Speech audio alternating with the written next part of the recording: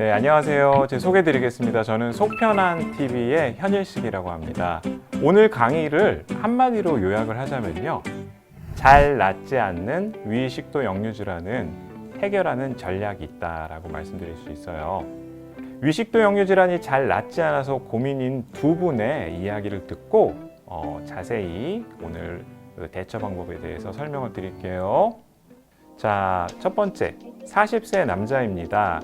3년째 역류성 식도염으로 고생하고 있어요. 자다가 신물이 올라와 하루가 멀다 하고 깹니다. 명치가 막힌 것 같고 식사 후에는 가슴이 쓰려서 수시로 물을 마십니다. 약을 먹으면 나아지긴 하지만 그때뿐이고 약을 안 먹으면 말짱 도루묵이에요. 평생 나을 수 없다는 말도 있던데 걱정입니다. 해결책이 없을까요? 라고 호소하셨습니다. 약의 효과가 있지만 재발이 잦은 경우에 대해서 먼저 말씀을 드릴게요. 이때는 악화 원인이 분명히 있기 때문에 이 원인을 찾아서 해결해야 됩니다. 원인이 있는데도 해결하지 않고 약만 먹는다면 약 먹을 때만 좀 나아지는 것 같고 또 약을 끊으면 금방 증상이 재발하겠죠.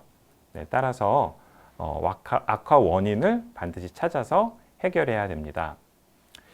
위식도 역류질환은요, 생활습관병이라고 불릴 만큼 그 원인이 생활습관에 있는 경우가 많아요. 대표적인 생활습관은 흡연, 커피, 기름진 음식, 그리고 운동 부족, 비만 등이 있고 그 외에도 복압을 올릴 수 있는 그런 생활습관. 예를 들면 식사 후에 소화가 안 됐는데 쭈그려 앉아서 일을 하시는 분들이나 혹은 역기를 드는 것과 같은 그런 운동하시는 분들, 또 누워 계시는 분들, 그런 분들 모두 복압을 올리는 그런 나쁜 생활습관입니다. 그렇다면 생활습관 중에 어떤 것이 가장 역류성 식도염을 예방하는 데 도움이 될까요?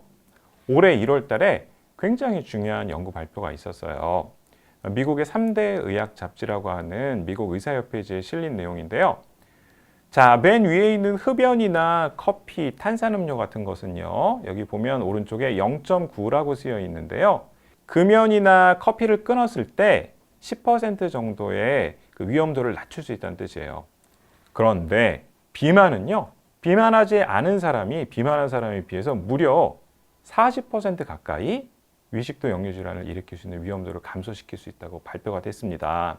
따라서 역류성 식도염도 있으면서 비만하신 분은요. 이 비만을 해결하지 못하면 정말 말 그대로 평생 역류성 식도염 때문에 고통을 받을 수가 있어요.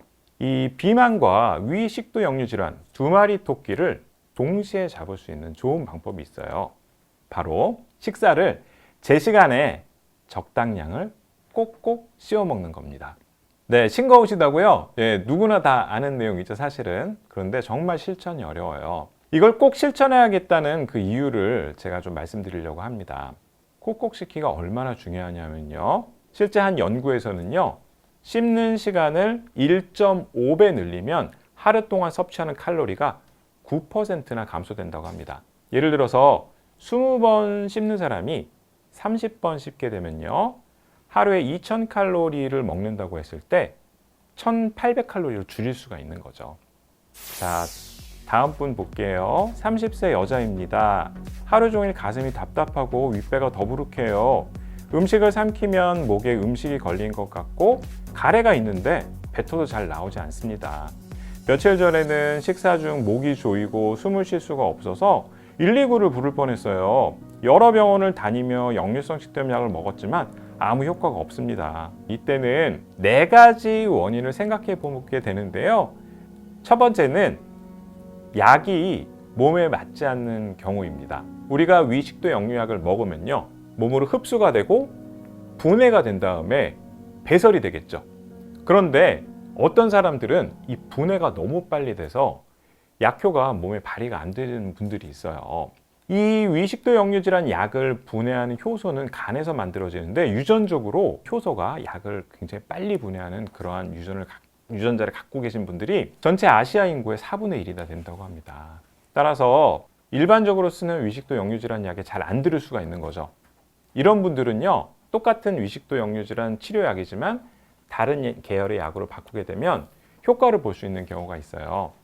네, 두 번째 원인을 말씀드릴게요. 두 번째는 식도 감각신경이 남들보다 예민해서 일반적인 위장약엔 잘 안 듣는 경우입니다. 이런 경우를 식도과민증이라고 얘기하는데요. 일반 사람은 소량 정상적으로 위산이 역류했을 때 그거를 불편하게 느끼지 못하지만요.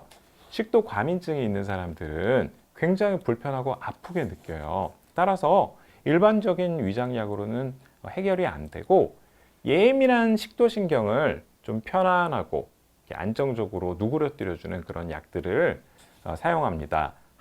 세 번째는 위식도 역류 질환이 아닌 다른 병이 있는 경우예요. 쉽게 말해서 진단이 틀린 거죠. 그러니 식도염약은 써도 들을 리가 없겠죠. 자, 위식도 역류 질환으로 오인될 수 있는 대표적인 첫 번째 병은 식도 운동 장애입니다. 여러분들 물구나무를 서서 음식을 먹으면 그 음식이 똥으로 내려갈까요? 안 내려갈까요? 정답은 내려갑니다. 왜냐하면 식도부터 장까지 우리의 위장은 연동 운동이라는 걸 하거든요. 그래서 음식을 꿀꺽 삼키면 식도가 가만히 있지 않습니다. 이렇게 움직여서 음식을 내려보내죠. 그런데 이 식도 운동에 문제가 생기는 것을 식도 운동 장애라고 얘기를 해요. 그러면 언제 식도 운동 장애를 의심해 봐야 될까요? 바로 연하곤란이라는 증상이 있을 때입니다. 음식을 삼키려고 해도 안 삼켜진다든지 삼키기는 했는데 가슴팍에 딱 걸려서 음식이 안 내려간다든지 그럴 때 우리가 연하곤란 증상을 의심할 수가 있죠. 따라서 역류성 식도염, 위식도 역류 질환이 죽어도 안 낫는데 내가 연하곤란 증상이 있다 혹은 통증을 느끼는 연하통이 있다고 하면 식도 운동 장애를 의심을 해야 됩니다. 그래서 이럴 때는 식도 내압 검사라고 하는 정밀한 검사가 필요하기 때문에 꼭 대학병원 소화기내과에 가서 진료를 받으셔야 되고요. 두 번째는 호상구성 식도염이라고 하는 것이 있어요. 흔한 질환은 아닌데 종종 볼 수가 있습니다. 이 질환은 뭐냐 하면 식도에서 조직 검사를 하면 현미경으로 봤을 때 호상구라고 하는 염증이 굉장히 많이 보이는 질환이에요. 증상은 위식도 역류 질환하고 비슷할 수 있지만 완전히 다른 병이기 때문에 치료도 다릅니다. 마지막으로는요.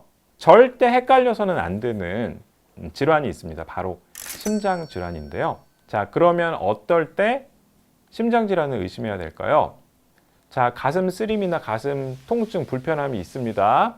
그런데 내가 심장 질환이 생길 만한 위험 요인, 대표적인 것은 흡연, 고혈압, 고지혈증, 당뇨병, 또 지방간, 협심증이나 심근경색 같은 가족력, 꼭 심장 질환은 아닌지 이 의심의 끈을 놓쳐서는 안 돼요.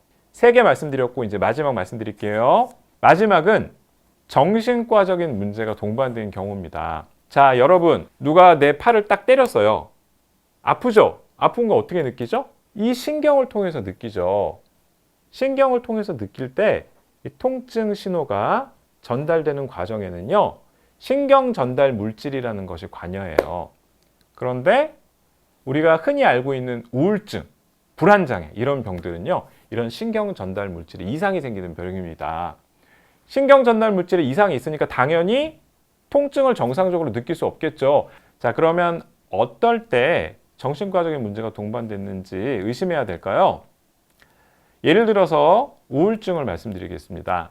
우울증이 말만 우울증이지 실제 우울하지 않은 경우가 굉장히 많아요. 이거 잘 알고 계셔야 됩니다.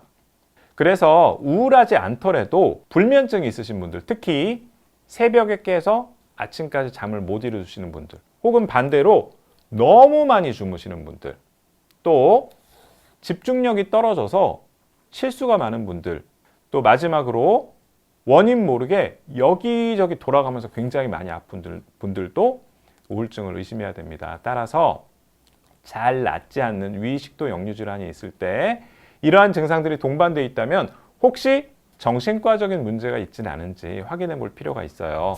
짤막하게 마지막으로 요약을 드리자면요.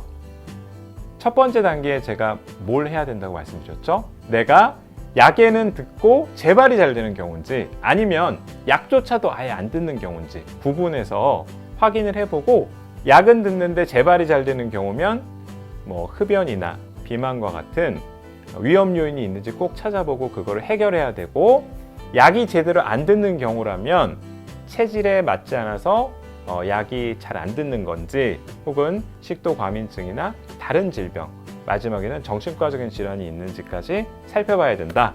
이렇게 말씀을 드렸습니다. 오늘 강의 잘 들어줘서 감사하고요. 네, 모든 분들 매일매일 속 편한 하루 되세요. 감사합니다.